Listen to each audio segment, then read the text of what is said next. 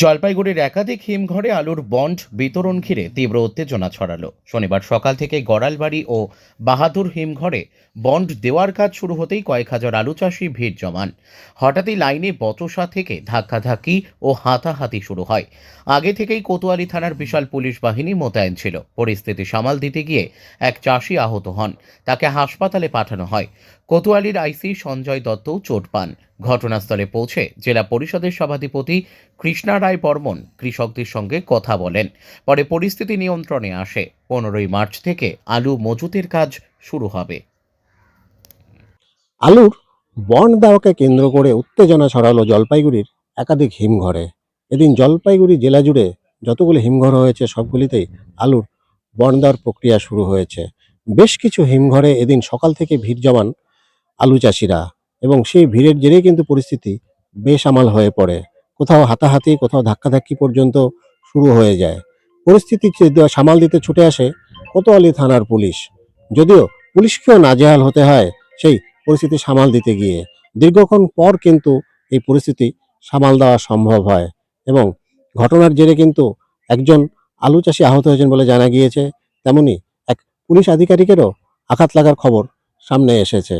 তবে আগামী দিনগুলিতে যাতে এই ধরনের পরিস্থিতি না ছড়ায়, তার জন্য প্রশাসন থেকে সব রকম ব্যবস্থা নেওয়া হয়েছে বলে কিন্তু এদিন জানানো হয়েছে। এখানে বন্ড দেওয়া নিয়ে একটু সমস্যা হয়েছে। সকালবেলা আমি একটু দেরিতে আসি।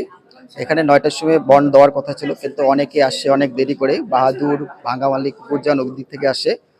আসার পর প্রচণ্ড ভিড় ছিল। তারপর পুলিশের সাথে একটু ধস্তাধস্তি হচ্ছে সামান্যতম। পরে স্টোরে ম্যানেজার ও ব্যাপারটা সবাইকে, এখানকার যে জনপ্রতিনিধি ছিল তাদের সাথে আলোচনা করে সমস্যাটা সমাধান হয়েছে। এখন কালকে থেকে বন্ধ দেওয়া শুরু হবে।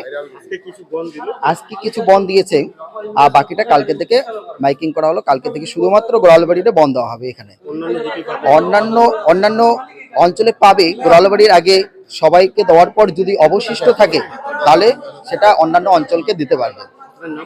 আমার নাম আশরাফুল আলম, আমি এখানকার লোকাল কৃষক। এটা বাহাদুর, হ্যাঁ, গোড়ালবাড়ি। হ্যাঁ, স্টোরে বন্ধ দেওয়াকে কেন্দ্র করে উচ্ছৃঙ্খলা, এটা নিয়ে কি বলবেন? ওই সামান্য তো টুকটাক সেটা হতেই পারে। এখন তো ঠিক আছে, এখন পরিস্থিতি হ্যাঁ নিয়ন্ত্রণ। পরিস্থিতি নিয়ন্ত্রণ। আচ্ছা, জানা গেল পুলিশের নাকি কোনো সমস্যা হয়েছে, এটা কি বলবেন? ওই আমার নলেজে তো জানা নেই। আচ্ছা, এটা কতদিন চলবে এই বন্ধ? মিনিমাম যতদিন আলু আছে ততদিন তো স্টোর খোলা থাকবেই। আচ্ছা, এখন কে আসলেন এখানে? এই সভাধিপতি ম্যাডাম আসছে আমাদের। তার হাত থেকে কি প্রথম বন হ্যাঁ কাউকে তুলে দিলেন? হ্যাঁ, তুলে দিলেন এক কৃষকের মাধ্যমে।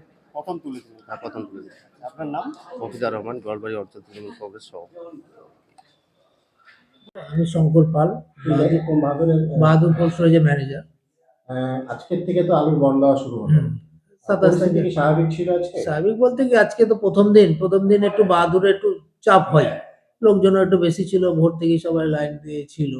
তারপর আমরা একটা সিস্টেম করেছি যে আমরা যতটুকু দিতে পারবো ক্যাপাসিটি টোকন দিয়ে ভিতরে ঢুকিয়ে নিয়ে আমরা গেটটাকে বন্ধ করে দিয়েছি। এবার প্রশাসন আমাদের খুব হেল্প করেছে। প্রশাসন বলেছে যে আজকের মতো হয়ে গেছে, তোমরা বাড়ি চলে যাও, আবার আগামীকাল আসবে, আবার আগামীকাল দেওয়া হবে। আজকে কতটুকু দিতে পারবেন? আজকে আমরা ওই 400 থেকে 500, হিসাবটা আমার কমপ্লিট হয়নি। 400 থেকে 500 পার প্যাকেট হচ্ছে 100। এই সিজনে কত দেবেন এভাবে ঠিক হয়েছে কিছু?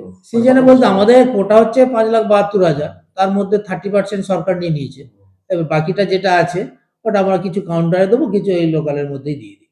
এমনি বাইরে তো রাস্তার উপরে তো কিছু ঝামেলা হয়েছে, আপনাদের ভেতরে কি তার প্রভাব পড়েছে?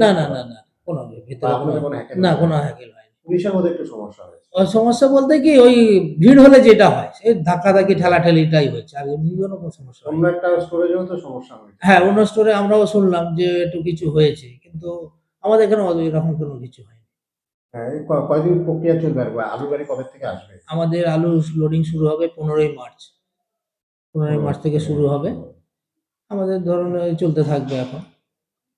তারপরে ওই হোলি তো পড়ে যাচ্ছে, ঈদে হয়তো একদিন বন্ধ থাকতে পারে।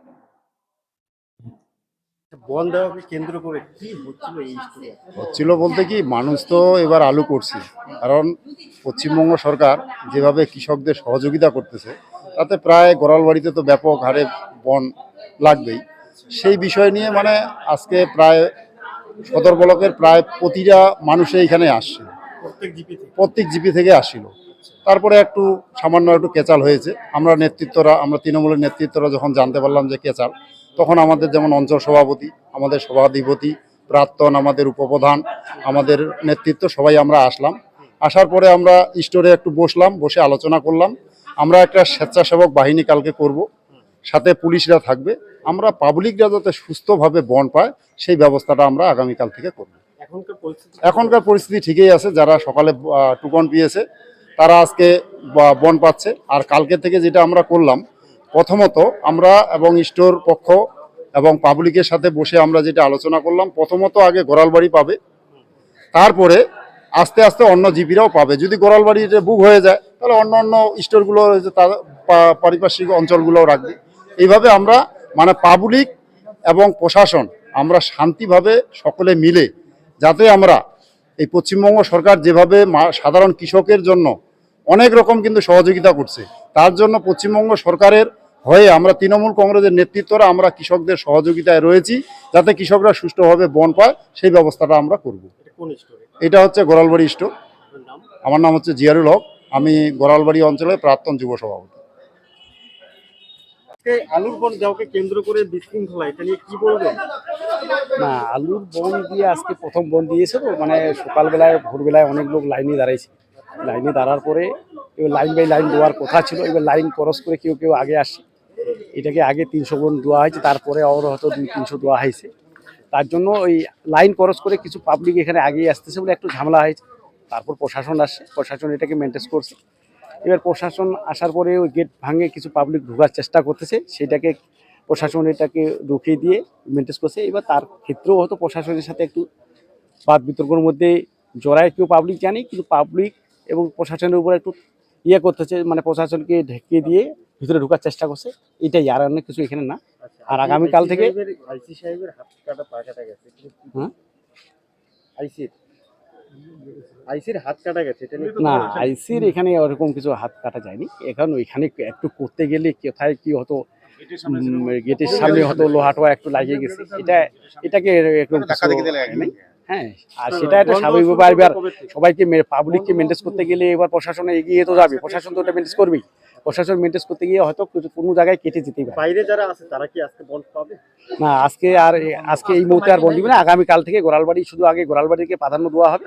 গোড়ালবাড়ি বন্ড দেওয়ার পরে অন্য অন্য জিপি যারা আছে তারা পরে যদি বাসে থাকে তারপরে ওরা ওদেরকে দিবে। বাজলে পাবে। আমার নাম শাহজাহান আলম বাবলু, প্রাক্তন উপপ্রধান, গোড়ালবাড়ি অঞ্চল। হিমঘর কর্তৃপক্ষের তরফে জানানো হয়েছে আজ থেকে এই বন্ড দেওয়ার প্রক্রিয়া শুরু হয়েছে। আগামী 15ই মার্চ থেকে কৃষকরা এখানে আলু রাখতে পারবেন এবং যাতে পরিস্থিতি নিয়ন্ত্রণে থাকে তার জন্য প্রশাসনের তরফে সব রকম ব্যবস্থা নেওয়া হয়েছে বলে কিন্তু এদিন দাবি করা হয়েছে। ক্যামেরায় ঋষি চক্রবর্তীর সঙ্গে তিতাস পাল, জজবা 24 বাংলা, জলপাইগুড়ি।